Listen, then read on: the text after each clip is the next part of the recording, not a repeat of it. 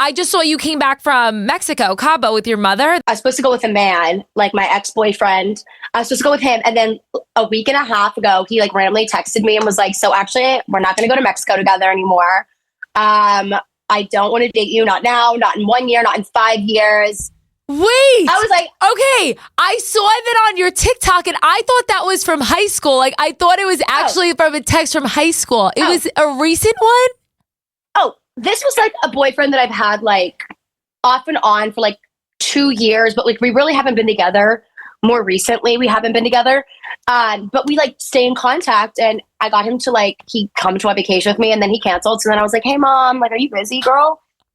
Wait. So she kind of, I was like, she wasn't my first option, but it ended up happening all for the best.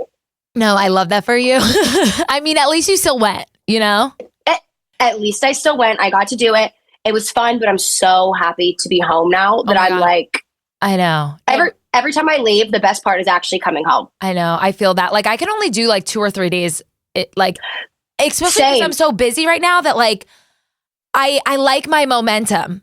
And then yesterday, this is like the time of year that is like just insane. Go. I feel like September to like the holidays is crazy. And then I feel like it gets a little more relaxed. Yeah, I'm getting a laser facial December 27th, so I'm like really excited for that. So I'm going to go balls to the wall, and then December 27th, like take a hydrocodone, chill, and because I'm getting after I got chin lipo. Yeah. I was like, I'm gonna pop a hydro, and that's gonna be it. Yeah, I'm gonna do like laser of my eyelids, which I think is like gonna be super painful.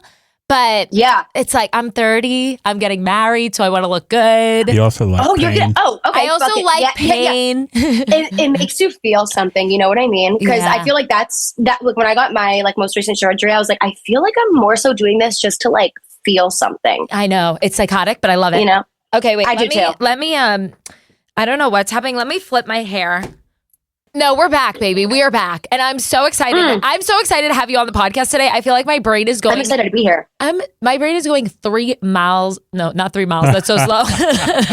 Yeah, you're like actually going 50.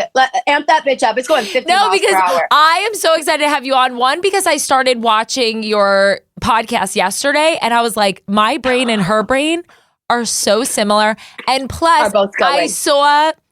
you at Dear Media in real life in New York City. I saw you on the dating panel and you were so funny. And I was like, I need to have this girl on my podcast. Her energy was amazing, but it was something. I was like, who was in charge? I actually had to ask him. I was like, who the fuck was in charge of like picking the people to go on this panel? Because I was like, respectfully, I just felt like the only vibe who I matched was the the Acme girl. Yes. Yes. I can't remember her name. I don't know why I can't remember her name. It's like not hitting me right now. But she brought my same energy. And I was like, we should have had just us two up there. I was like, we had a man who like respectfully, like. He was hot. He was hot, but he's like the definition of like cringe, like the opposite. I just was so cringed up by everything he said. I was like, oh, this man spends too much time on his phone. Like, I can't be here. I need to turn off my damn sound. I'm getting blown up. I never get texts. Can you, I need to put my phone on Do Not Disturb, but can you lower my mic a little bit? Hello? Okay. Oh, yeah. Okay, well, I am so excited to be joined by the hilarious and stunning social media and host of the Dumber Blonde podcast, Ken Eurich, everybody. How you doing? Hello. We're good. We're getting our life together today. I just got back from a trip. So we're good. We're great, but we're going to be better tomorrow. Yeah. I hope. No, I'm telling you. Oh my God. My water bottle just squirted at me. I don't know what's happening. I'm literally not okay. It's one of those days. It's one of those days where I feel like, no, and it's a Wednesday too, which I feel like Wednesdays to me are always like one of those days where I'm like trying to get my shit together. And I know. I've been having this like really good momentum. I've been doing really good with stand-up comedy. Like I've been like having this good momentum. And then the past like 2 days, I like fell into like a really deep, dark, depressive episode. And I just like don't know. I was just like angry at the world for no reason. Like I don't know what's happening. I think it's also the holidays too. It is 100% the holidays, because I feel like the holidays bring out the best and the worst in people. Yeah. And right now I'm like at a constant battle between the best and the worst version of myself Me are too. fighting each other. Yeah. I know, like I Yep. texted my sister. I was like, I'm in the mood to fight people. And she's like, I'm down. And mind you, No. my sister is 9 months pregnant. And I'm like, okay, bitch, you ain't fucking fighting anybody. But I'm just like, I don't know what it is. And like my mom texted me. She's like, what do you want for Christmas? I'm like, when the fuck is Christmas? Like, I don't know. Everything's just happening way too fast. I keep forgetting that it's December. Yesterday, I know. when I had to sit there and be like, wait, it's Christmas. I'm like taking my dogs back home. I'm from Pennsylvania. I'm taking them back home for the holidays with me. But so they're going in like a car service is taking them. And like that's like happening in like less than a week from now. And I'm like, holy shit, what is going on? I know. I like the holidays just throw everybody off and throw a loop. And I really need to learn how to stay sane during the holidays, especially with my family. Because my family, I'm from Jersey. So like, I was going to say. Yeah, we're all fucking wild. And I've been really, like I said earlier, like I've been really having this momentum where like I've been positive self-talking. Is that right? Yeah. I've been just like putting good energy. Like I've been just really positive, happy, mentally stable. Like I don't know what's happening, but I've been really mentally stable and like going to sleep early, eating good, like really good. And then yesterday I just fell into this deep dark hole. I just started doom scrolling because I didn't have any motivation to do anything, and I had so much shit to do, but I just like started doom scrolling. And then I'm like, I'm a loser. I haven't done anything in my life. Like, I was doom scrolling so bad the other day that I got like on this scary side of TikTok that I actually had to go to bed with the covers over my fucking head because I was so scared. I got on like this. It was talking about AI. It was talking about us going to war. I actually was like, what the fuck? Like I was like, we're going to war. Like everything that's happening with like this CEO. I'm like, I got on this crazy side of TikTok that was like suggesting we're going to war and the people are starting to fight back. And I was like shaking in my boots underneath. And then I was like on ghost TikTok. I was like, dude, I'm logging off for a minute because when my mom leaves town today, like I'm going to have to call my friends and ask them to spend the night because I'm like scared. I'm still kind of scared. Yeah. No, let's move on. Like I'm too mentally unstable to watch any of that stuff. And even like the Diddy stuff, even like the Jay-Z stuff. I don't. That's also, I started getting stuff about the tunnels. Oh my God. Like, I know. Let's not talk about it. Too much. Yeah, no, I can't. But like, I feel better today. Okay. Like I've been doing this thing every morning. I talked about this last week. I've been like writing. It's so cheesy, the things that we need to do to feel better, but like they actually work. Like I've been doing like writing down 5 things I'm grateful for. No, but that's true. I feel like it's so cheesy, but it works because I have this like manifestation journal and I always start using it in like December and then I stop using it by February every year. But I swear when I do use it, great things happen to me. I put down what I'm grateful for. I put down like things that I want to happen, affirmations, like I am beautiful, I am smart, I am funny. And I'm telling you, good things happen. I know. It works. And then I started November 1st, the gratitude like journal, and then I completely forgot about it because I have the worst ADHD. Yep. And then like the past 2 days, I haven't used it. So I brought it back out. So maybe I needed it to like get. You're like, I got to catch up really quick. Like I got to go back because I've done that before though, where I try to make up like 5 days of like pages. And I'm like, what the fuck? I was like, am I in school? Because now it's starting to feel like a fucking job to go back and write. Like I try to do like there's these other ones that are like, I don't even know. They're like journal type entries. And I started to do that. But I have to keep it simple. I think like affirmations, what you're grateful for, those are like easy and doable. I think once you start getting into the shit, like that's too advanced for me. I know. And it's just like, and I've been drinking matcha, which helps me so much. But like anytime I drink it myself, it tastes like asshole. So like I have to pay for it. Same. And like, I'm like, shit, I can't be paying $20 at La La Land every single day. But like my life is better when I do that. So wait, you are based in Dallas. You live in Dallas. Yes, I live in Dallas. I'm from New Jersey. From Jersey. But I'm married. Okay. I'm married. I haven't married yet. Well, babe, you know what? You're halfway it's happening. You're basically there. Yeah. A Southern boy. I don't know how. So it's just you in Dallas, or is your whole family still in Jersey? Yeah, my whole family's still in Jersey. Are you going to go home for the holidays, or are you staying here? Yes, I'm going home for the holidays. Yeah. You're throwing yourself into it. I know. It's all good. It's all good things, but I'm really excited. I feel like I can only do 3 days in New Jersey now. It's like I'm worried about that myself. Yeah, going home for longer. I was gonna ask you, like, how do you stay sane? I also touch my boobs a lot, just FYI. But me too. Are yours real or yours fake? Mine's fake, but it's just like I think it's like an anxiety. It's like an anxiety hold. Like I love just touching my boobs. But no, I'm excited for the holidays. I just feel like I feel better today, but yesterday I was kind of spiraling about like going home because like. I'm just at that place where like people are just asking me when I'm gonna have babies and just like it's just a lot, and I just feel like I just need to learn how to stay sane and not react. Like that's just a problem that I'm really trying to work on. But that's what I'm having going on that little vacation with my mom. I had to go through all these things where like I have the best mom in the world. I'm so lucky to have the mom that I have. However, when you're with anybody for that long, like the question, my mom likes to speak out loud and think out loud. And I get so overstimulated, and she's always like asking me things that it's like, I don't know the fucking answer. Okay. Like I don't know the answer to everything. Or she just like likes to make comments out loud. And I'm like, you are stressing me out so much right now that I need to like go. And I was like, I need to have my quiet time. I need to put my headphones on, and you need to like, we just need to not talk. There's no relationship like a mother-daughter relationship. And like nobody can explain it, and nobody can tell you how to deal with it. Like I feel like my mom and I love her so much. We fight like crazy, but like I can't, I love her, but there's nobody that gets under my skin like my mom. Oh, like your mom. Absolutely. And sometimes people make me feel bad. They'll me too. Talks like about it, and they're like, be lucky you have a mom. I'm like, okay.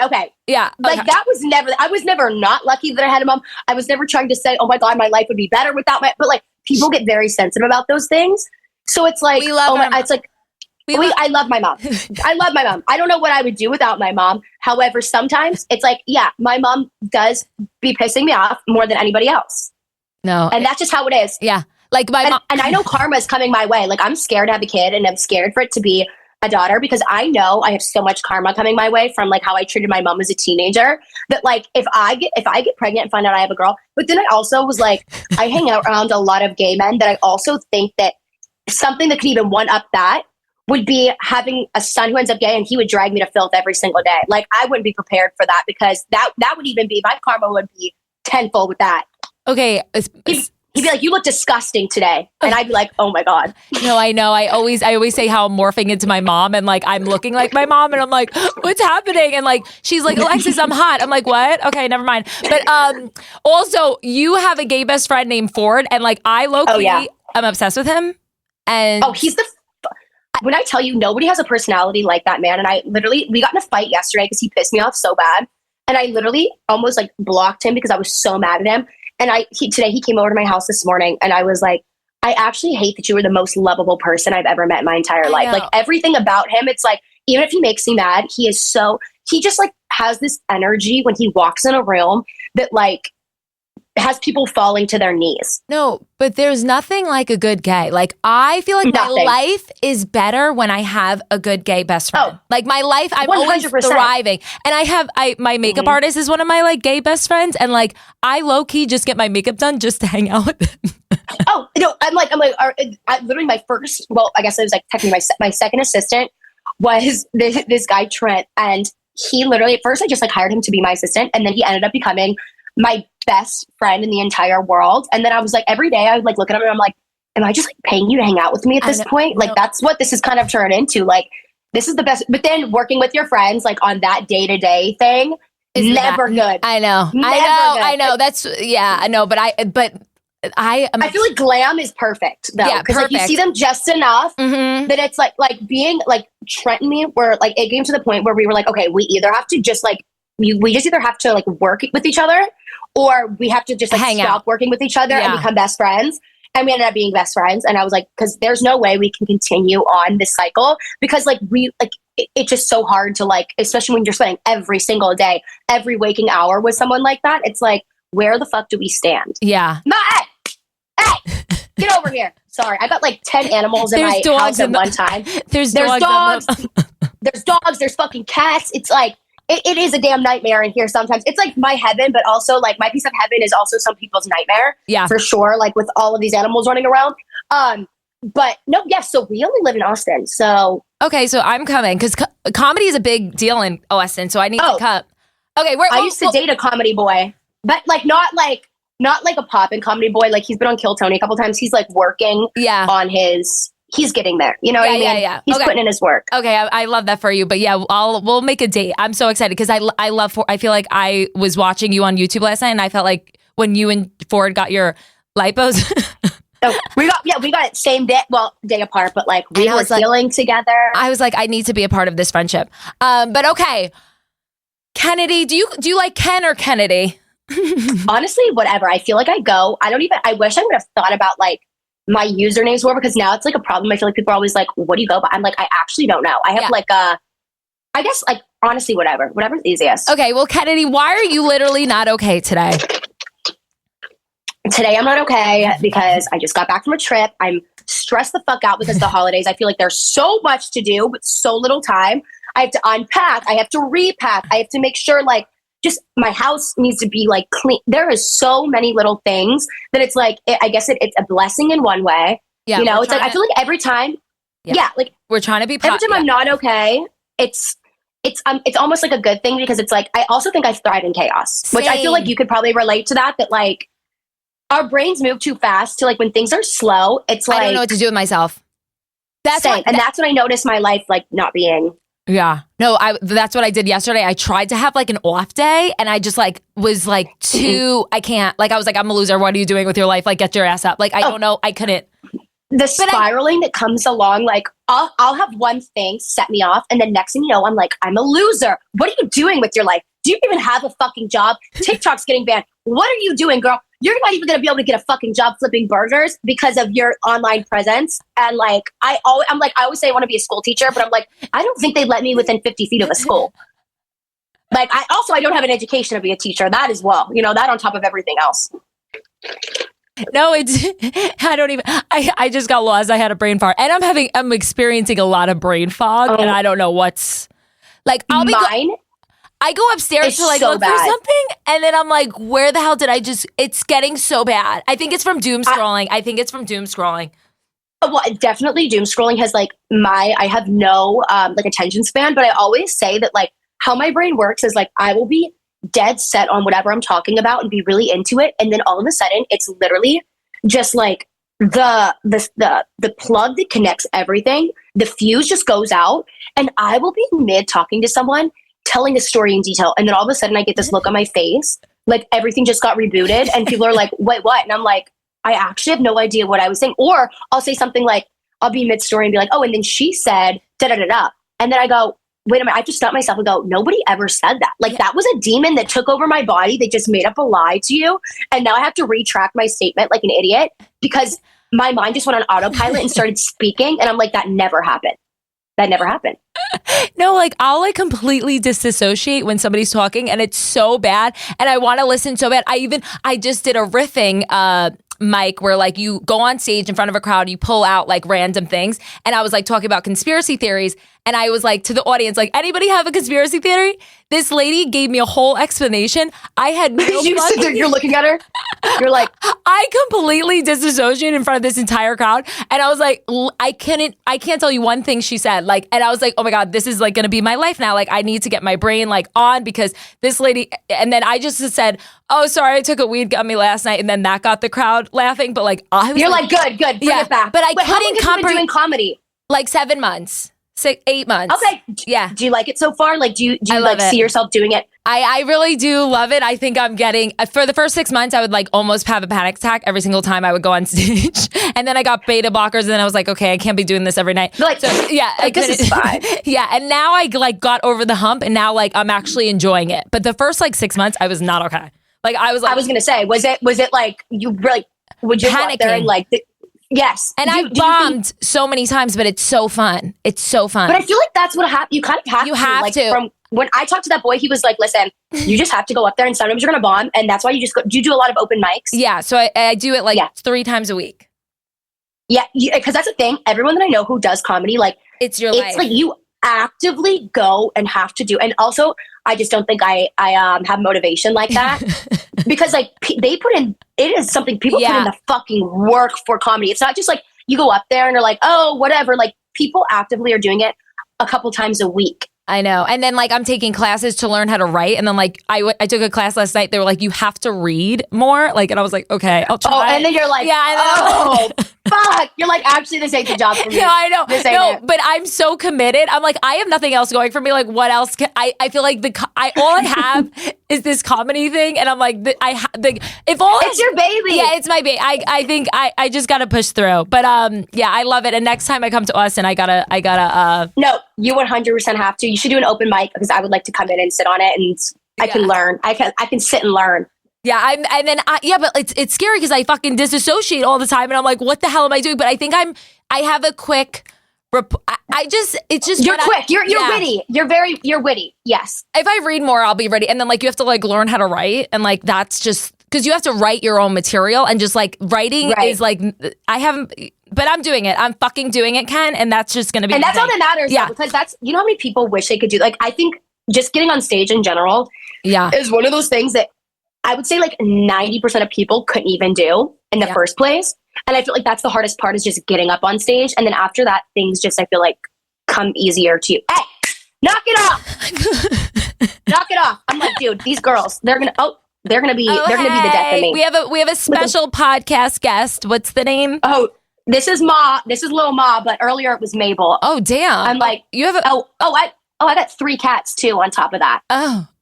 Like this is no joke. This is Ma, and then Ma and Pa? Is it Ma there's and Pa? Mabel. No. Oh. It's Ma and Mabel. Okay. And then over here I got 2 cats, one up there and one down here. So it's like we got a farm in this house. Yeah, that's what I was just gonna say. Okay.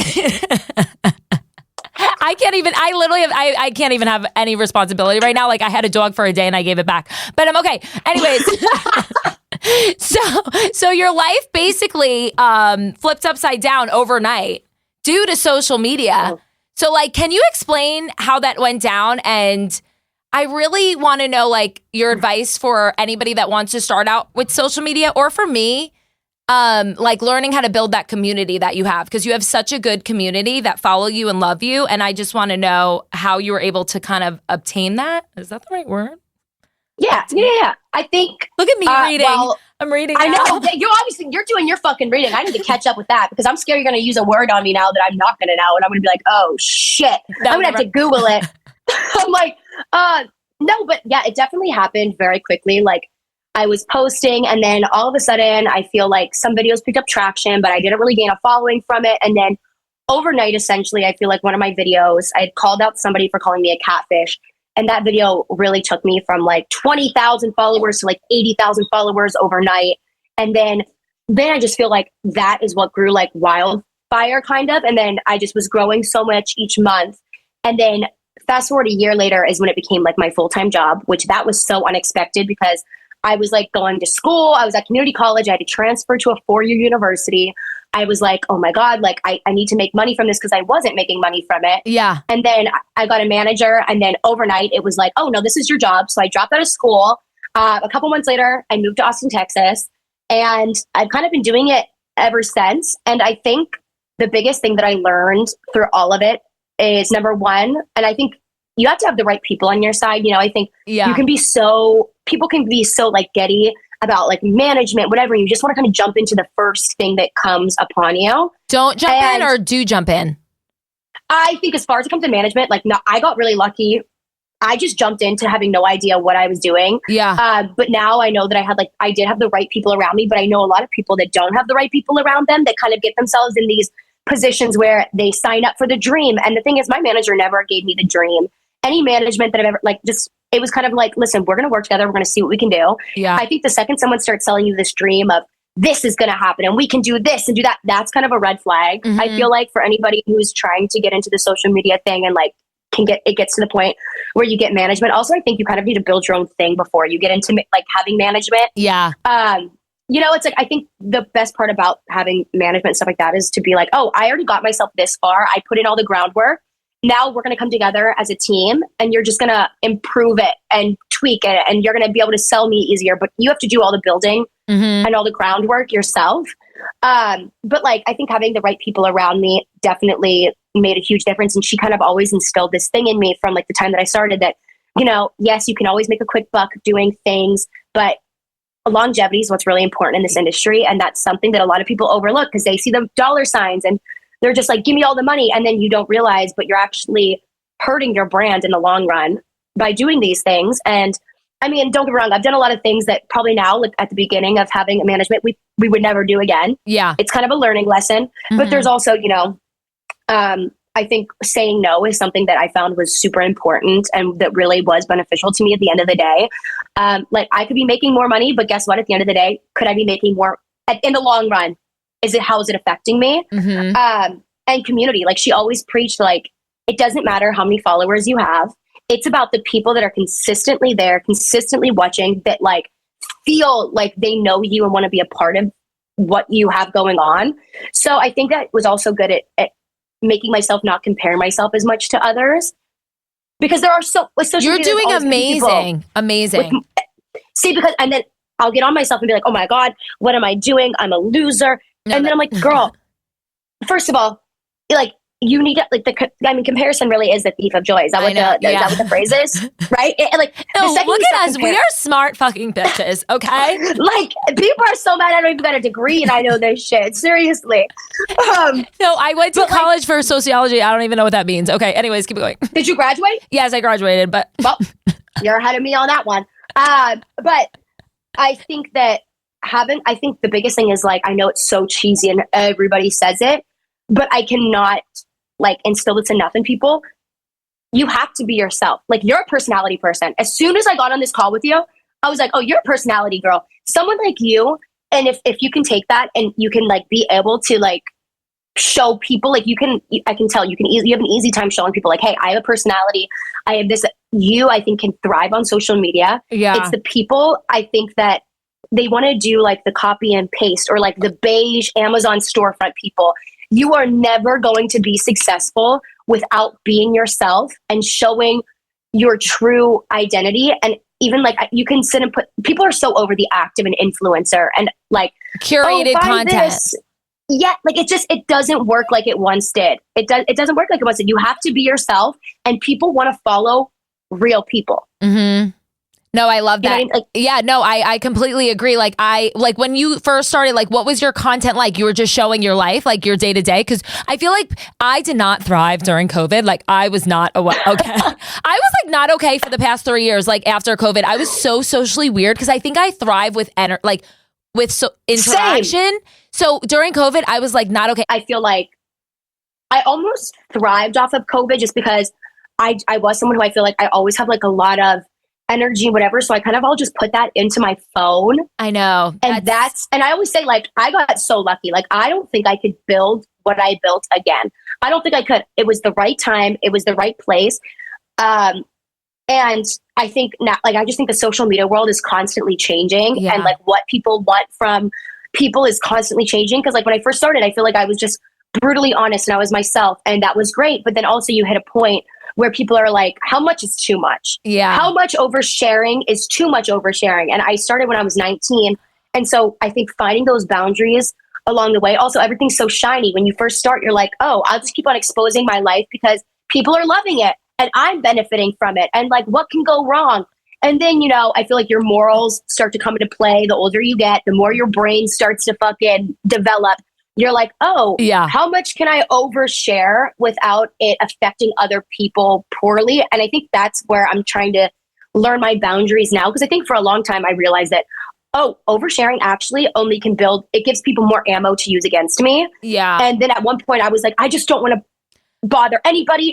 I want to be on my best behavior. I don't want people to hate me. And then I realized, I think more recently, like within the last year, I've had a lot of realizations that are like, I actually don't give a fuck. Yeah. No, I love that.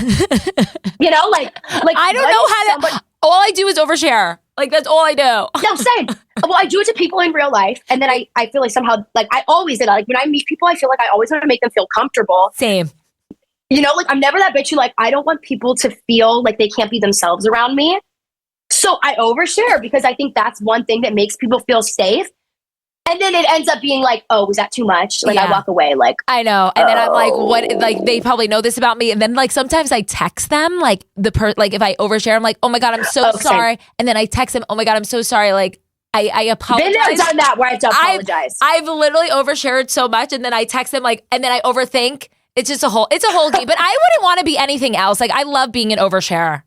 But truthfully, I do think that, like, at the end of the day, I think that I go through, like, it is, sometimes you go through things where, like, when you are an oversharer, and I feel like you have such a big personality, it's, like, natural to kind of be like, why am I like this? And I want to be more mysterious. And I think now I'm kind of coming to terms with, like, I am who I am. And that's actually the best part about me. Yeah. That's, like, I would be working, like, a job that I was miserable at if I wasn't myself. Yeah. And I wasn't the way that I am. You know what I mean? Like, obviously, we all have things we want to change about ourselves sometimes, but I think the quicker you are to, like, accept who you are, the better life is for you. And I think a lot of people have insecurities about who they are, which I think that also reflects just, like, on social media and people talking about you. And I think at the end of the day, a lot of people wish they could be as open as people are and don't feel sorry about it. But a lot of people can't do that. So I try to now look at it as, like, my superpower. Like, yeah, sometimes it does cause more harm than good. But at the end of the day, it's a superpower. You know, it's a superpower being able to make people feel comfortable and being able to be so comfortable with myself that, like, I don't get embarrassed. No, you know, me neither. like, and maybe I should. People I know. are like, yeah, bitch, you should be embarrassed. But I don't. Like, I don't care. It's really hard for me. No, it is I get secondhand embarrassment easier than I get, like, firsthand embarrassment. Same. And I like when people, like, when I share something that I'm going through, either, like, it's mental health or just, like, body dysmorphia or just, like, anything that I'm genuinely going through or something embarrassing that I did, like, I will tell it because I don't give a fuck. And I want people to feel like, oh, I'm going through that too, or I feel like, it's like a relate. And then we feel like not alone. There's also something so Does that make relieving sense? I feel like you're really putting words together and making sense. And, like, I don't know what's happening to me today. And it's just, like, not. Girl, I don't know if I'm making sense. I'm actually also have that mental thing of, like, every time I record anything, I'm like, did that make fucking sense? Because I actually, like, I feel like when it comes to, like, what the fuck was I just saying? See, there we go. Sorry. Fart. I know. And, like, no, that was on me because I can't even. I'm like,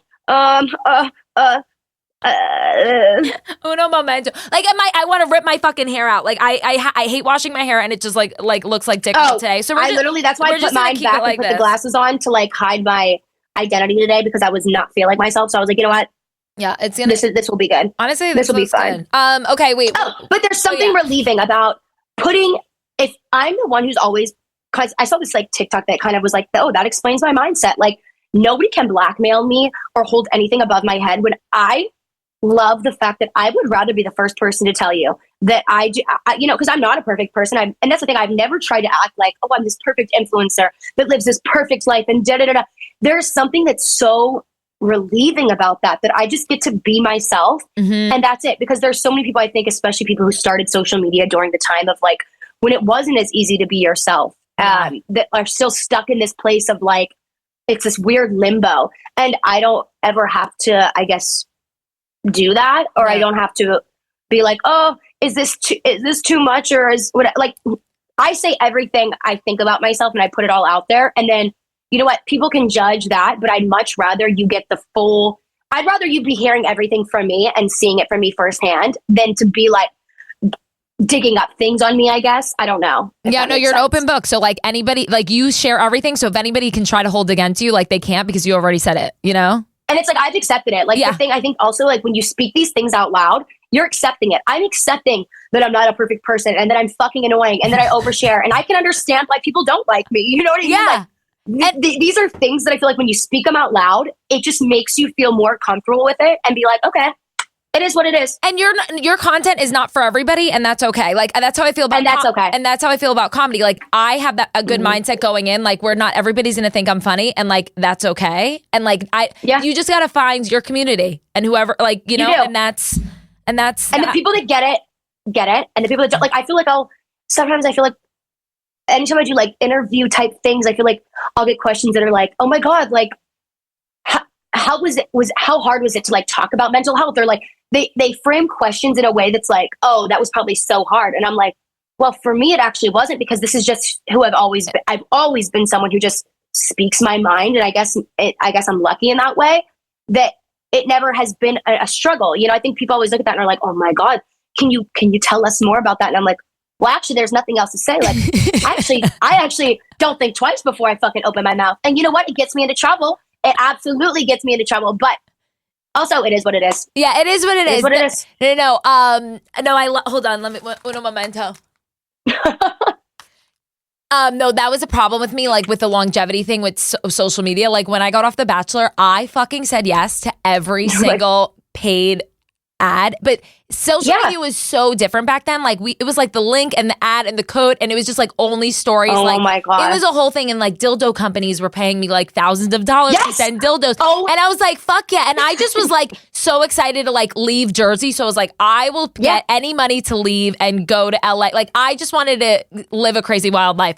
And I was just saying yes to everything. And then like I was just feel like I lost that community sense because all I was trying to do was put up ads and like have people pay money. So now, I mean, so take it from me. Don't do what I did. But that's the thing. I don't even know where the money went. It's so hard. No. Oh, girl, I asked myself that too. Although also, like after I bought a house, I'm like, where the fuck did all my money go?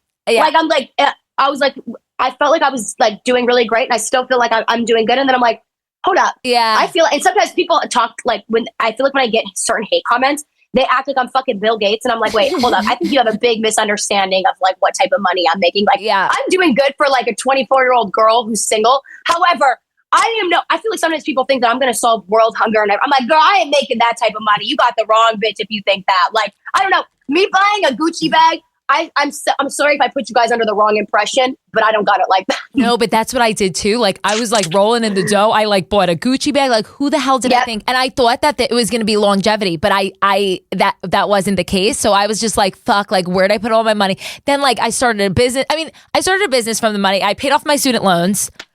Actually, that's also amazing. I'm not really good with money management though. That's like one. I mean, I can't be perfect. Like God made me like beautiful, hot, funny, cool. I couldn't be like really good with spending money too. Like my fiance. And I think I come from like a family who's very like practical with everything that they do. Like very practical. Like they don't like my parents don't spend money on anything that's like not necessities. So then when I came into my own money, I've always been like a girl who's like obsessed with fashion and makeup and all these things. I was like, oh, it's a whole new world. Yeah. Like I was like, and I moved away from my parents. So I had like my own place, and I was just like, nobody can question me on like what I was buying. It was a time to be alive. Yeah, it was. A time to be alive, for sure. I know. I was like Uber Eats like every night. I was like, it's on me. I bought a party bus for me and all my friends. Like where I literally was like, I'm so bad with But you live in your. That's like how Ford is now. I was like, I've learned my lesson where I'm like, okay, I don't need to be doing all that. But Ford's like, shots for everybody. I know. And I'm like, you're not going to want to do that. I literally got bottles at the like I don't know who I thought I was. I was fucking dolphin shark girl from The Bachelor, and I was like, shots on me, guys. Like loser. And then everybody the thing is though, I never was pulling the shots out because I'm like, you know what? I'm not a big drinker, but if I was a big drinker, I think I would be like, let's go, round up. Yeah. I like to drink, but like I would rather smoke. I'm a little bit I'm a more of like I like to sit and smoke and like do nothing. Well, I feel like no, I was. What do you prefer? No, I love both, but I actually I'm a big smoker too. But it's hard getting it in Texas. I don't know. I mean, oh yeah, all of a sudden I'm like this conversation might have just got us in trouble. I realize I can't do gummies anymore. I think I just need to do strictly weed because I feel like anytime I do the gummies, like I don't know what to expect from them. And then it's like, if they're like laced with like CBN, I fucking hate the CBNs and like like what they lace it with. Gummies can send me into a fucking spiral. I went to the emergency room. Oh.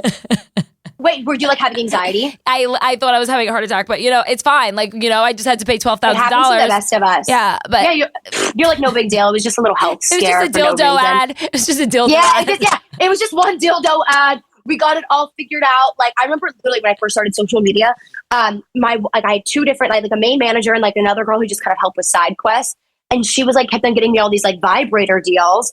And I was like, that's great. I was like, I'll do it. Because I remember like, I think the first, I was like, girl, sign me the fuck up. I don't care. I'll talk about a dildo all day for a couple grand. Like, do you know how I used to work at a farm for 6 years? I was like, you know how hard I had to work? I wouldn't even make that much money in a whole fucking summer. You're telling me one picture holding a vibrator is going to get me that much money? I was like, oh, hell yeah. And then I remember my other manager being like, no. I know. No, and no. And I was like, wow. I was like, she's kind of a buzzkill. And now I'm like, you know what? Thank you.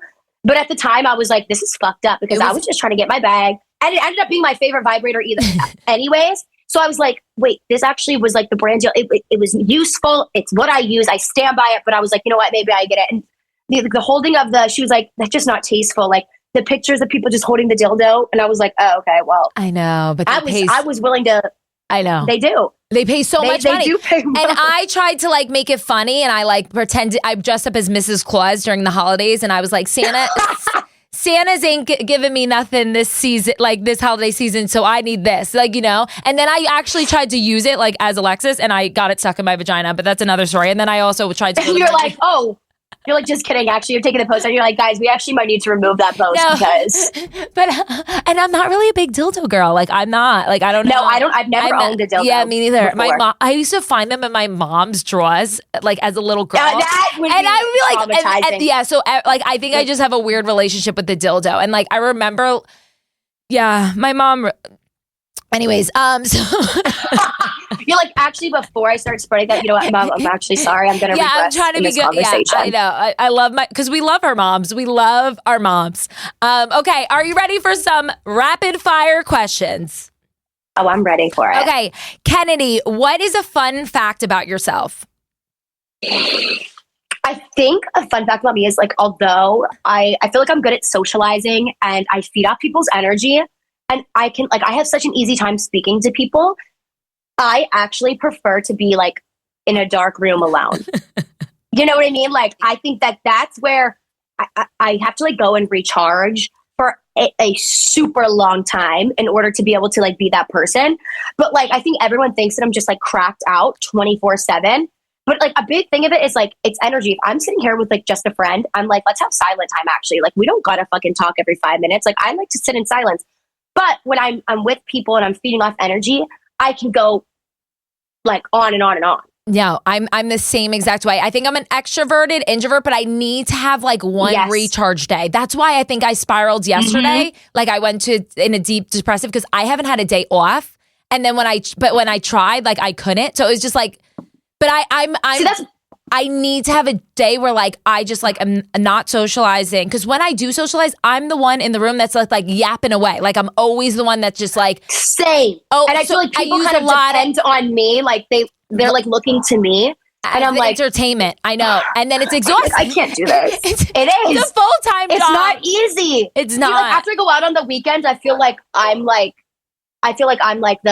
That's why it's also nice having a friend like Ford because he's also like same he's energy. all about Yes, like when I'm around him, I feel like I can kind of take a step back because I feel like usually I'm the one that's like, okay, well, people are depending on me right now to keep it going, keeping it up.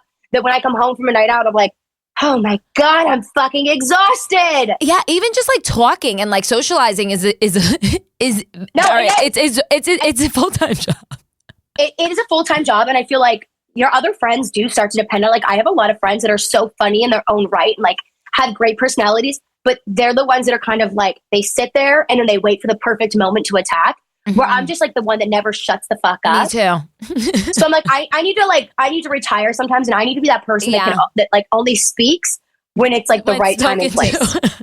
Yes, because or else then that's when I get myself into a thing of oversharing and I don't shut the fuck up, and then all of a sudden I'm like going in on something for 10 minutes, and then I come out of this hole and I look around and everyone's just sitting there like, what the fuck did you just say? Or. And I'm like, yeah, like they're like, that was a lot to comprehend. And I'm like, dude, oh God, now I'm embarrassed. That was a lot. No, but like I also get awkward in silence. So like I always feel like I need to speak. And then I'm like, if I don't know someone, silence makes me very uncomfortable. Like I'm like, I know. But that's why first dates, I feel like first dates are always like, oh, so we're going to do this again. And I'm like, oh, hell no. I'm like, did you really? They're like, I thought we had a really good time. I'm like, you thought we had a really good time? I'm like, maybe I can see why you said that because I didn't shut the fuck up, but I also didn't shut the fuck up because the silence was killing me. Yeah, I'm not a good, I'm really awkward in silence. Like, I just feel like I always need to be talking. Same. But me as well. Speaking of dates, what's the most embarrassing thing that happened to you on a date? And that's the thing where, going back to not being embarrassed, okay. I actually think that I probably do a lot of things that other people are like, oh my God, I'm cringed out. That's so embarrassing. However, I can't think of a time I was embarrassed ever, like on a date with a man. I know. I actually was rolling. I took a Molly and then I went on a date, but not like I was going, I was at a DJ. You were busy. This was just a side quest of the night. It wasn't my main event of the night. Like I went to go see, what's his name? I don't know. It was a big DJ. You thought you could do it all. I thought I could do it all. And then I went to the date and like I was like chugging water. My mouth was like super dry and I was like, I'm so sorry. You're like, do you think he knows? Do you think he knows right now? That wasn't really embarrassing, but like I shouldn't have done that. You know, like I shouldn't. Right. I probably should have planned one or the other. What's your, if you could describe your dating life in 3 words, what would it be? Oh God. Messy.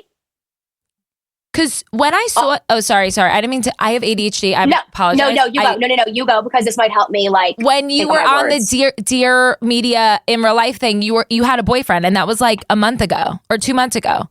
So did I bring up a sore subject? No. But like when I broke up with him, like I thought we were kind of going in that place. Like we had only really dated over the summer. It wasn't like it was this like really serious relationship. But like I kind of knew things were coming to an end just because I felt like we wanted different things. Like I think this man was like ready to get married like right away. And I honestly think it was just like, it didn't matter who it was. I think it was just like a matter of who would give him attention. Like he was just, when they say like when a man's ready to get married, like it doesn't matter. Like it's like, they can kind of just be with when they're ready, they're ready. And it doesn't really matter who's in front of them. Whereas I feel like women aren't really like that. Like women are like, they have to like want to be with the person. And I just think that I was like not ready. And I felt like I was like, oh my God, I'm scared. And then I broke up with him. And then he just, I did break up with him over text, but he never answered me back. Like he just never replied. And I was like, yo, that had me fucked up because now I still think about it. Wait, this is the one that just happened?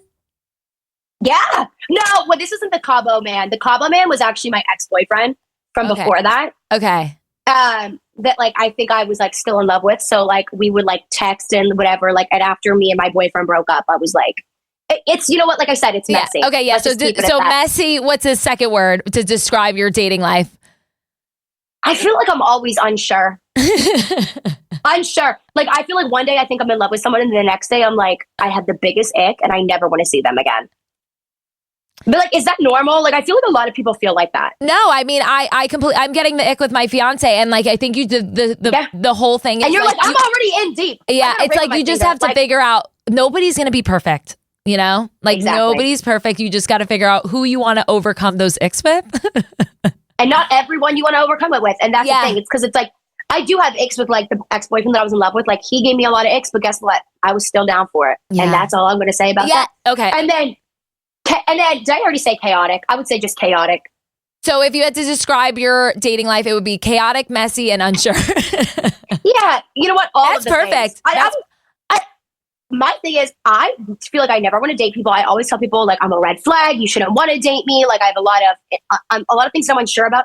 But I think because it goes back to like when you overshare and have this weird comfortability with people, boys think that they're special in that way. And then they're like, oh, I have a really deep connection with you and we're so close. And I'm like, are we that close? Or do I just like, I think that you think because I overshare and that I'm just very comfortable, you think that we're closer than we are. And I think that's like a thing that is always a consistent issue when I go on dates is like men always wanting or thinking it's something more. When I'm like, oh no, like I could be telling them like, no, it's not. But because they feel comfortable with me, they're like, I've never felt like this before. And I'm like, oh no, babe. Like, it's just because I'm literally insane.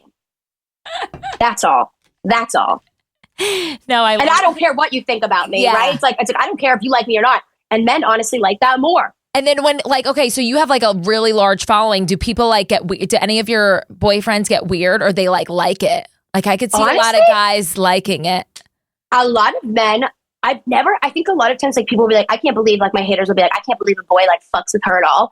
But I'm like, my job is never really actually an issue. Like unless like I start to overshare too much about that relationship, like when we're like having trouble, yes, it becomes a problem. But even that, like they don't really care. Like I've dated some boys who are like not on social media. They don't really care what I share. It's like whatever. And that's my favorite. I know. The guys that are not on social media, I think are the winners. They are. They have. My ex-boyfriend wanted to like buy a tripod after we started dating, my like most recent ex-boyfriend. And I was like, Oh. I don't like that. He was like, I want to make cooking videos. I was like, okay, well, I'm out. I don't think this is for me. Because why do you want the attention from other people so bad? Because I should be all you need. I know. Yeah. Amen to that. No, I love that. And there was another thing that I was going to say. Oh, I've realized too, and I know this is probably so fucked up, but like, I love having, like, I feel like Tyler and I we're best friends, like, the love of my life, but I love having my own life and he has his own life.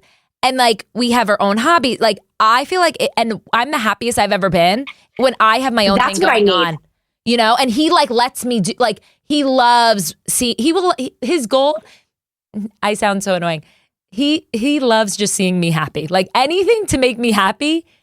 And that's down right. So that's what, that is like husband. I feel like that's the thing. It's like, that's the type of men that you marry. Yeah. That like to see you happy and like to do these things. Cause I feel like I always want to have a separate life from the boys that I date. But then I just feel like one thing turns into another. And next thing you know, we're together every single day. I can't. And then it's too much. And then that's what makes me freak the fuck out and be like, oh my God, I can't be with you anymore because we spent too much time together and I don't even know who the fuck I am. And so that's like a constant battle for me. Like I always say like, we're going to do our own things. And then somehow I end up in relationships where it's like we're up each other's assholes and then I'm miserable. Yeah. I mean, there's time. I mean, we've been together for 7 years, but I've realized like it's, I tell people we live separate lives. We don't live separate lives, but like, it's just, I need to have my own thing going and he has his own thing and then we come together. But I think that's really healthy actually. And I think a lot of people don't have healthy relationships in that way. Where like they feel like they need to constantly be like, I'm up each other's asses, or I need to do what you do because you like it. When it's like, no. We can actually both enjoy our own things and then come together. Yeah. And I think that's what I need. Like he loves golf and I'm like, I'll see ya. You know? Yeah, I'll go golf and I'll do my thing. Yeah. And then like he comedy's my thing. Like he's come to like every single one of my shows. Like, you know, he supports me. He's supportive. Like, now I'm like, okay, you don't need to come anymore. Like, you know, I've like I needed a hand to hold it first. And now we're big girls. Biggest deal breaker for you? I think a man who doesn't like let me be myself would be my biggest ick. Like the second a man's like, I don't know if you should, or I don't know if I like that you do this, and that. I think that's it for me. Like we aren't meant to be together because like, you know, in Legally Blonde, I've always related to this whenever it's like he is breaking up with her and he's like, because you're a Marilyn and like, I need a Jackie. Like that ain't my man. Yeah. Hell no. Which I never really date men like that for the most part. I feel like because I do have such a strong personality, like I scare those ones away right off the bat. No, I know. I actually texted my friend because I'm getting married and I freak out sometimes and I'm like, oh my God, am I doing the right thing? Because it is scary. Like at the end of the day, it's like, oh it's my God. It's a big decision. Yeah. And I always say, I texted my friend, I said, is Tyler the one? And you know what? And she goes, Tyler is definitely the one. He lets you be, I have to read more. He just lets you be you. He lets you be you and loves it. And that is irreplaceable. And I was like, that is irreplaceable. Yeah. And I was like, okay, I like that.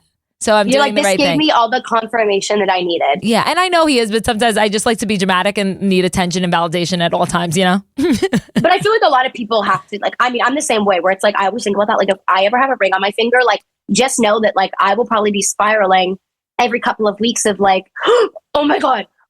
Because you do, I think you like snap into reality of like, wait, this is like not a joke anymore. Like this is actually like, I want to do this thing one time. So I want to be sure. Mm-hmm. And I want to be sure that other people in my life also agree with that. So if anything does ever happen, I don't have all these people coming out of the woodworks like, we knew it wasn't going to work out. And you're like, what the fuck is wrong with you? Why didn't you tell me that? Okay. What is, two last questions. What emotion do you experience most frequently? Being overstimulated, which I don't even know if that's a fucking emotion, but it's overstimulation constantly. At all times. If you were inside my brain, I'm sure you'd be fucking overstimulated too. You know what I mean? It's like half of it's just being inside my own head and the other half are like outside resources or whatever the fuck.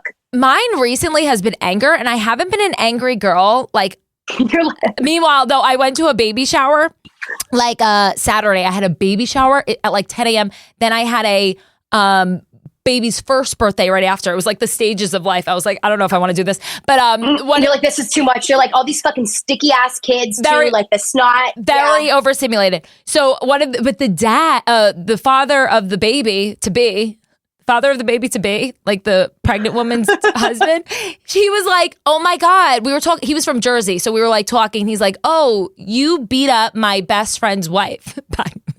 You're like, back in the day. And I'm like, oh my God, who? And then I'm telling you, when he said her name, I instantly got this anger. Got angry again. You're like, I still hate that bitch. I still to this day hate that bitch. I fight her again. Like I literally would, and I don't know what. Since then, like I've had this like little anger inside me, and I haven't been. But I wasn't angry. Well, my high school boyfriend would always cheat on me, so I'd always beat up all these girls, which it wasn't their fault. It was his fault. But at the time, though, it does feel like it because I've been through that too with like a boy cheating on me in high school, where like I had all this anger and I hated these women so bad. And then, like, you know, I grew up and I'm like, okay, obviously, like, he's kind of more of the problem. But also, there were some bitches that, like, knew we were dating and they would fuck with him. And I'm like, you know what? Yes, he's in the relationship, but you're a dirty, grimy bitch also. And I'll stand on that. Like, you both fucking suck. And the thing with me is, like, I'm so nice to like, I'm just a genuinely friendly person. So, like, I was so nice to this girl. And then, like, I went to Cancun. And she still did it to you. Yeah, and I went to Cancun, and I came back, and, like, I found out, and I was like, oh, hell no. And I, like, I beat her up.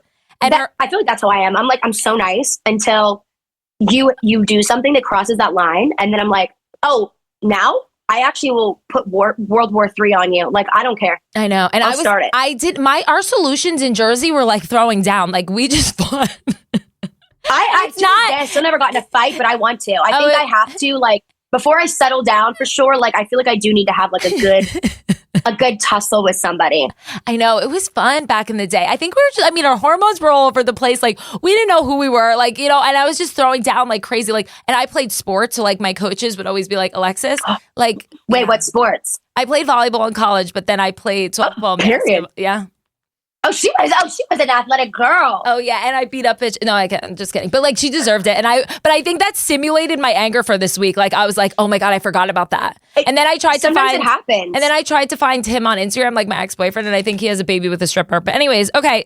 So last. that sent you down a whole nother spiral though, where you're like, I didn't need to know any of this. Yeah, no. I mean, he was like so cute, but I think he was like in special ed, so like it's fine. That's literally. But he was so my hot. high school boyfriend that cheated on me all the time. He couldn't even he was like such a good baseball player and like literally got into Kent State to play baseball, which was like amazing. And like people call it Kent Reed, Kent Wright, Kent State because like you literally can be so dumb and get in there. But I loved Eddie Delgado. He was the first love of my life, and his mom to this day. I loved him. Okay, but like you know, he's the first love. I have nothing going on in my life. Okay, last question of the Literally Not Okay podcast. What was the most bizarre thing you've done for money? Selfie pictures when I first started TikTok. No! Ken! Yeah. Did you? Did you ever go down that dark path? No, I thought about it. Like, it was a thought, but I never actually... There's still time. Oh, no. No. There is still time. I'm a 9.5 crooked toe gal. Well, I have pigeon toes. My toes are fucking ugly. Okay, I have a special talent where I can tell people's feet size. I feel like you're a 6 or 7. Accurate. I'm literally 6.5, 7. Okay, see, I have a special talent. And you didn't even have to see my fucking feet, and you just knew. I just have I mean, God bless me with this talent, and I can tell feet pictures. Wait, so I mean, foot size. What happened with the foot pictures, and how did? So at first it was photos. Like right when I started 2020. It was like first just like pictures, and I feel like I'd get like $50 a pop. But then this man, his name was Jesus, and he would Venmo me like $300, which to me, working at the farm at 19 years old, was so much fucking money. And he'd be like, "I'll send you $300 if you do one with your face in it, and like you like play with your flip flops." And so, I mean, I was clothed, but if anyone ever sees those on the hub, no, at the time, I thought I was making my bag, and I did what was best for me and my family. But now, would I do it for that price now? No, probably not. Probably like 5,000. Now that you're rolling in. Yeah, now I'd up my prices a bit more. Like I was definitely lowballing, but at the time, I thought I was really rolling it in, and I was like, "Oh, this is great." Wait, was it on like a website, or was just like he saw your feed on? No, I would like DM him on Instagram. Stop. So it was like people would find me from TikTok and just be like, "Hey, can I buy?" Like I don't know if it's like a personality thing. Like if they like my personality, so they were like, I really want to see this bitch's feet. But then he just like randomly blocked me one day and I never heard from him again. And I was like so upset because I was like, that was low key like that was where my money was coming in at one point. Like I was depending on that. Okay, I'm telling you, 2020 was just a weird time. Like, cause like everybody, it was a weird time. Like the things that I did then, I would never do now. There was this man who literally just would send me videos. Venmo payments for like $50 and be like, hey, like just want to let you know I love you. And I'm like, who? Yeah, you're like, thanks, I'm like, thank you. Guess. Like, I'll accept it. And then he was like, I need pictures of you in a bikini. And I was like, okay. So I found one of my I found a girl that was from LA, like one of my friends in LA. We kind of have similar body types. I would take her pictures, send it to him. He had no fucking idea, would Venmo me she was actually a bikini model. So like she had so much. So I was just always sending them to him. And you're like, these are public. These are public. This ain't my problem. And then he realized, he was like, I don't know if this is you. And then I never. You're like, excuse me? What the fuck? You're like, it is me. Thanks a lot. But now I'm fucking offended that you think that isn't me. I remember having like my Venmo in my bio at one point on TikTok, like during this whole time. Yeah. And like random men would just like send me money sometimes and just be like, you're beautiful. And I was like, that is such a time to be alive. Like I couldn't get away with doing that shit today. Yeah. But at the time, I know. The world was kind of ending. So I think it really brought out the most questionable actions in people. Yeah, no, I agree. Because I was like, and like Tyler knew my fiance knew all about this. And he was like, get money from somebody else. He was like, get your bag. Yeah, he was like, do it. But I was like, what am I doing? I'm a child. That's a supportive man. I'm a child of God. I mean, I wasn't even doing it for me. I mean, it wasn't even of me, but it was still like, I wouldn't do that. You're like, is this wrong? Yeah, like I'm a child of God. I have a great father, so like it wasn't a good time for me, you know. But Kennedy, thank you so much for coming on Literally Not Okay. Where can everybody find you? And if you have anything going on that you would like to mention, go right ahead. Thank you so much for having me. You can find me on TikTok, on Instagram at Eurich. And honestly, I have nothing going on. I have a podcast called The Dumber Blonde Pod. If you want to check that out, you're not going to find anything of actual substance on there. I'm just like warning you now. It's not going to be like a Joe Rogan podcast or anything where I'm like talking about serious things. But if you want to hear me bullshit, that's where you can find me. No, I watched your solo episode and I was dying. Like, I think it was that makes me feel better because I'm like, what the fuck am I doing? No, it was love, laughter, something. That one, lipo, laughter. I wish I could tell you what my podcasts are even called. I don't know anything about. I record them and then somebody else does all the rest, and they just like end up out there. And then I'm like, then I'll sometimes see clips of it come up on my page, and then I'll open the comments, and I'm like, oh my God, it's brutal. It's a battlefield. No. I'm like, I wish I never saw this. No, it was really funny. And I'm telling you, like, I was dying. I was like, damn. And then yesterday was my depressive episode, and I was like, damn, this girl is like really fucking funny. Like, I don't know how to sit there and just talk to a camera by myself. Like, I need to do these things. You do. No, you definitely can. I got to work on it. You inspired me to do a solo episode, so we'll good. Figure that out. I'll be tuning in for that. So you better do it. Okay. Well, thank you so much. And leave a comment in the comments why you're literally not okay.